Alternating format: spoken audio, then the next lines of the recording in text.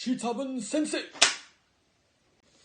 Bonjour à tous, ici Shit Happen Sensei pour vous servir. Comme vous avez pu le voir au titre de cette vidéo, je suis sur le point de vous révéler que Who is Who est bel et bien le Dr Vegapunk. Et je vais avec vous prouver point par point que Who is Who est bel et bien le Dr Vegapunk. Alors vous me direz, tous les fous ici, ils sont là, ouais, what the fuck, de Who et Dr. Vegapunk, nani nanana. Et bien avec vous, je vais dans un premier temps annoncer des faits, je dis bien des faits, qui prouvent que Who est bel et bien Dr. Vegapunk, et après on va un peu spéculer, parce que voilà. Alors voilà, sans plus tarder, qui est le Dr. Vegapunk? Alors il faut savoir que, ok, je m'arrête tout de suite les gars, j'arrête tout de suite. Moi, je suis pas une putain de putaclic YouTube qui fait des vidéos de 20 minutes pour qui, au final, en une phrase, la théorie, elle est dite un peu comme Ryu Sensei, l'escroc. Donc, moi, c'est très simple. Il n'y a pas de récapitulatif, il n'y a pas de résumé, il n'y a rien. Je viens au fait, boum, je vous mets les faits devant la gueule. Et vous n'avez pas d'autre choix que de m'écouter, de me respecter. Et vous verrez qu'à la fin de cette vidéo, vous serez convaincu que Who is Who est bel et bien le Dr Vegapunk. Donc pour commencer, donc voilà, Oda il fait plein de parallèles en fait tout le temps et il y a moyen de vraiment prédire tout One Piece rien qu'avec les parallèles que Oda nous laisse en fait. Et c'est un peu des indices qui nous met dans le manga en fait. Exemple, Crocodile c'est un homme sable et il apparaît quand à Alabasta, une île désert. Ener c'est un homme foudre, il apparaît quand sur Skypiea parce que la foudre tombe du ciel comme Dieu, etc. Je sais pas moi. Wapol, c'est un mec qui bouffe blindé, il a le fruit du glouton. Et il est dans un pays quoi? Dans un pays de neige, d'un pays hivernal. Parce que c'est bien connu que dans les pays du Nord, on mange beaucoup parce qu'il fait froid et donc on a une assiette bien remplie. Donc voilà, Gecko Moria, il est tout pâle et on le voit où? Sur une île zombie. C'est pas un hasard ça. Ça c'est Oda qui fait exprès de nous laisser ces indices-là en fait. Et là où je veux en venir en fait, vous allez comprendre où je veux en venir. C'est qu'en fait, l'île de naissance de Vegapunk, c'est une île glaciaire. C'est une île glaciaire. Donc je mets ce premier indice ici, on y reviendra plus tard. Ensuite, il faut savoir que les Tobiropo, donc les hommes de main de Kaido, sont au nombre de 6. 6 comme les 6 continents qui possèdent de terre. Après, il y a aussi X-Drake qui est un plus, mais X-Drake, j'y reviendrai plus tard. Et tout ça pour dire qu'en fait, chaque Tobiropo correspond à un continent. Et je vous donne dans le mille, Who is Who représente l'Afrique.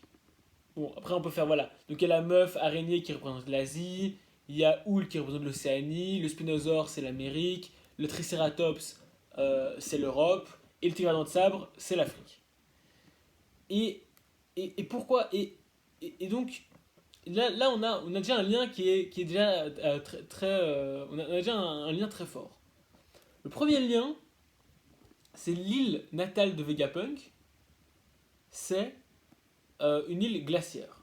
Glaciaire qui correspond enfin une île glaciaire comme à la préhistoire, la période glaciaire où les tigres à dents de sabre vivaient pendant cette période. Ensuite, qu'est-ce qu'on voit sur l'île glaciaire? Il y a une sorte de singe gorille sur l'île glaciaire de Vegapunk, quand Franky y va pendant les 2 ans, etc. Et le gorille, c'est quoi? C'est le symbole, c'est l'animal mythique de l'Afrique, c'est l'emblème de l'Afrique, c'est le gorille.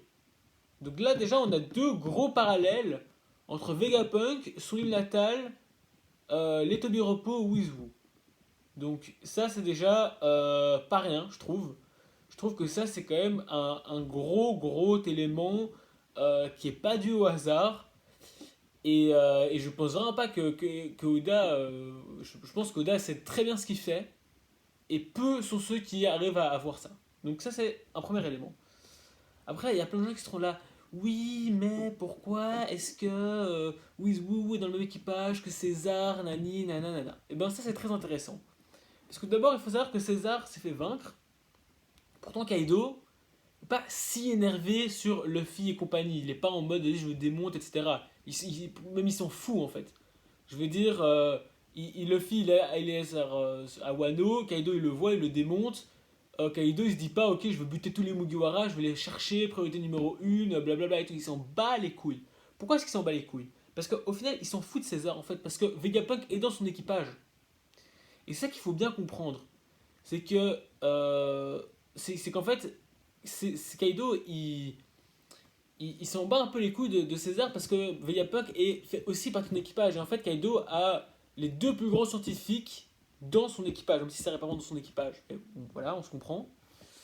Et donc, maintenant on me dira, oui, mais pourquoi est-ce que Vegapunk il déteste César, nanana. Et c'est bien pour ça que Wizu met un masque en fait. C'est pour que César le reconnaisse pas. Et en fait, là où je veux en venir, c'est que vous allez me dire, oui, mais oui, Vegapunk est dans la marine, blablabla. Bla, bla. Ben, je vous donne dans le mille.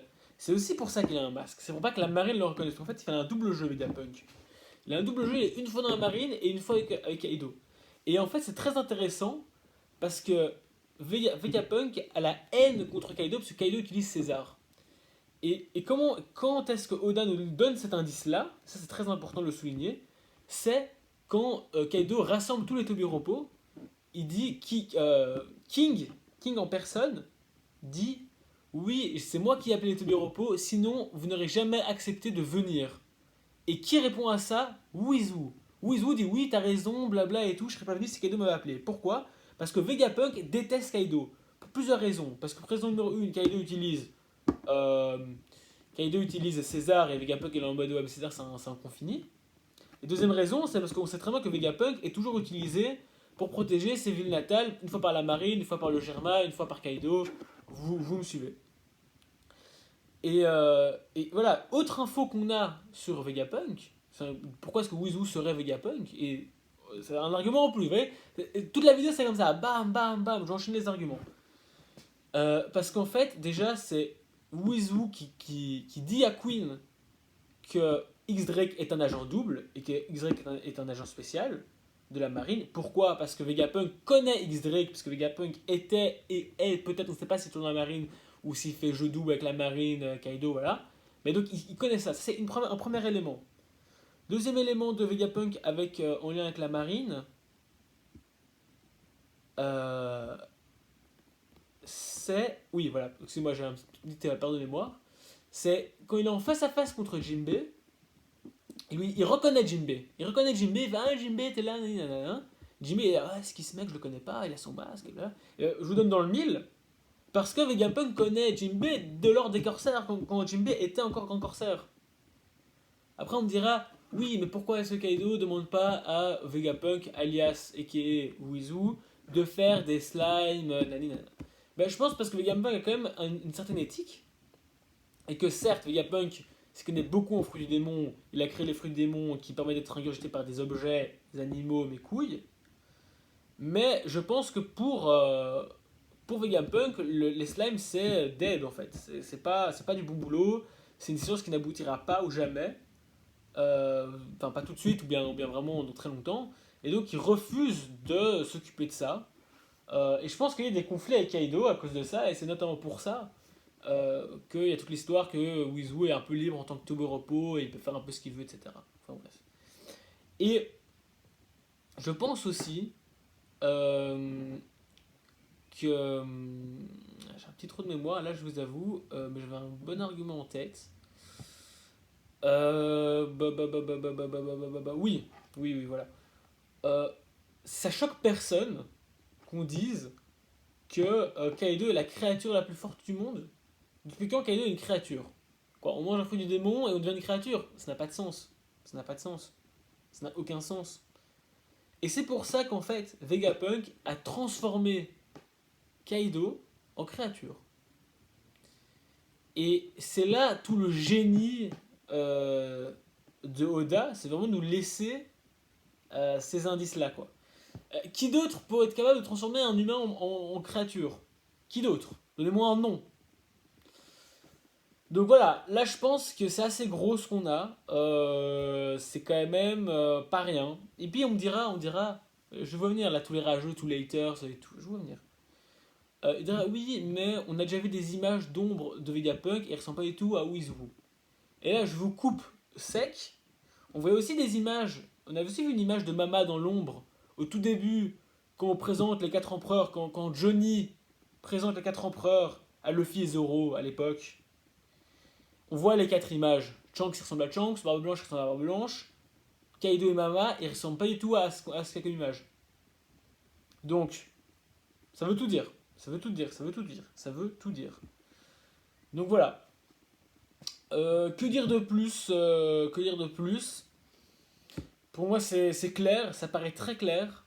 Wizu est bel et bien Vegapunk. Et c'est fou qu'il était juste sous notre nez. Et il n'y a pas un mec qui est foutu de voir ça, quoi. Oda, chapeau, chapeau. Tu m'as presque bluffé, Oda. Tu m'as presque bluffé. Bon, allez, je vous embrasse tous, les petits loulous. On se dit à très bientôt pour la semaine prochaine. Nouvel épisode Théorie One Piece qui portera sur Magellan et le cousin de Luffy. Allez, ciao les gars.